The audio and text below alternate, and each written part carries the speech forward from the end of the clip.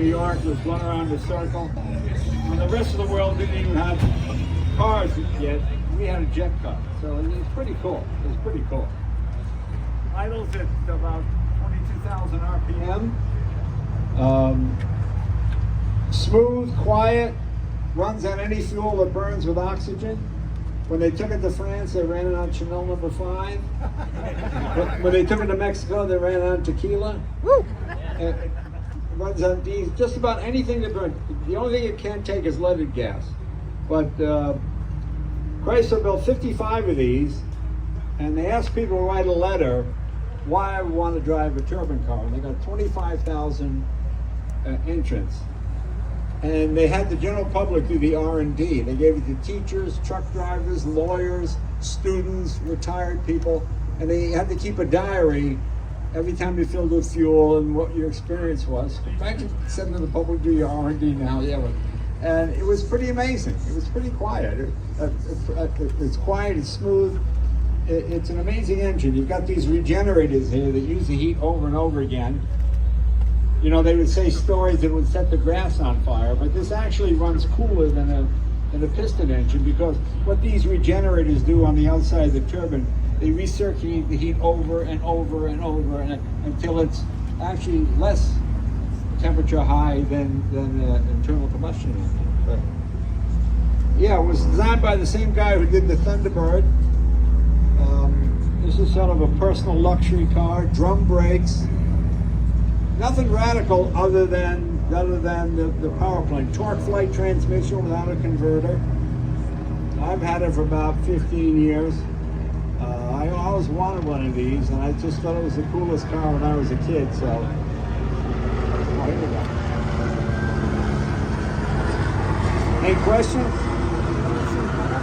They're all the same color. They were all turbine bronze. 55 cars were built. And when they realized in 1964 the new emissions were coming in 68, there was no way to get a turbine to clean up, so they ended the program. And they couldn't give the cars away.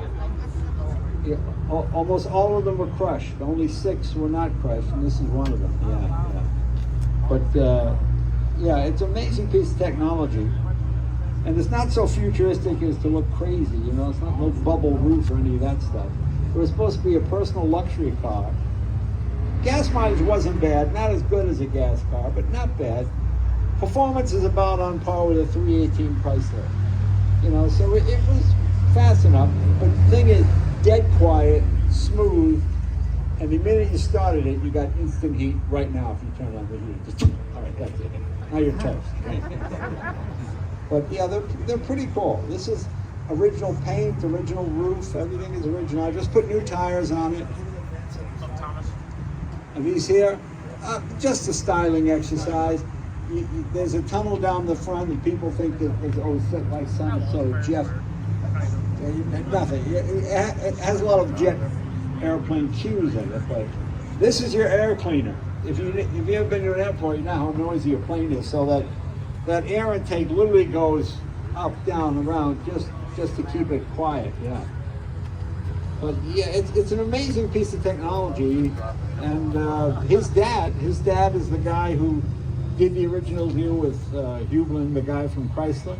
And then his dad left Chrysler and started Williams International, which of course builds turbines for everybody. And it's all done here in Detroit with locally made parts and locally made labor, right? Yeah, there you go. Very cool, very cool. Any other questions? How long was the rebuild process, Jay? How long did it take? Well, I didn't think it would ever happen because the technology is gone, you know? And when the Chrysler guys broke up the program, like I said, we found 60 guys all over the age of 80. One was 94 and sharp as a tack, and these guys did not throw out their, you know, Chrysler said destroy all blueprints. Nah, nobody does that. So you take it all home, and they were able to recreate it for me. We couldn't have done it without those 60 guys. I mean, it was like the movie The Cocoon, you know, where all the old guys were there.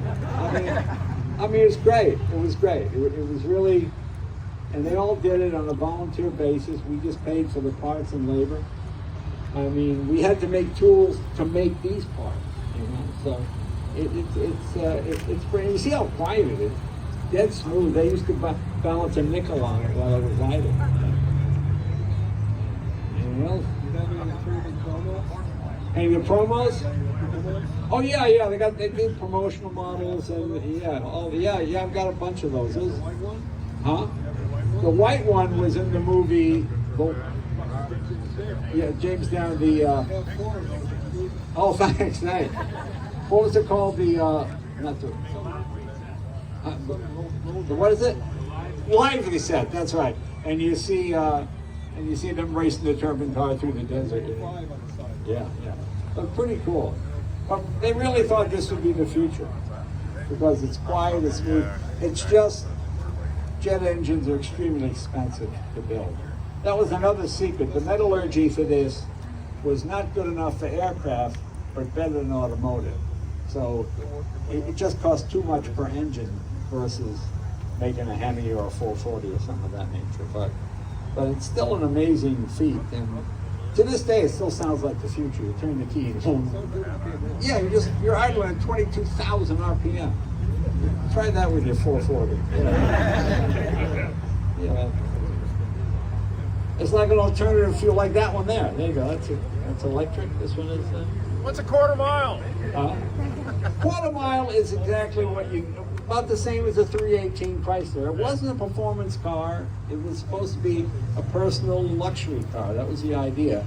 And it was extremely practical. You know, if you see the GM cars in the period, they have bubble roofs and they look like low-flying aircraft, which is not really feasible. Whereas this is something you could actually drive every day and use as a normal vehicle. So it was pretty amazing. And pretty good looking too. I think it still looks reasonably contemporary. How often do you get to take it out and drive it when you're at home? When I was at home, I drove it all the time, and then about 6 years ago, the engine just melted down, and I called Chrysler, and there's just no parts, nothing was left. Not even the history of how it was built. I mean, just nothing. You know, people just move on. You know, so tracking down those guys who all live around here. It's pretty amazing. Pretty amazing. How many cars?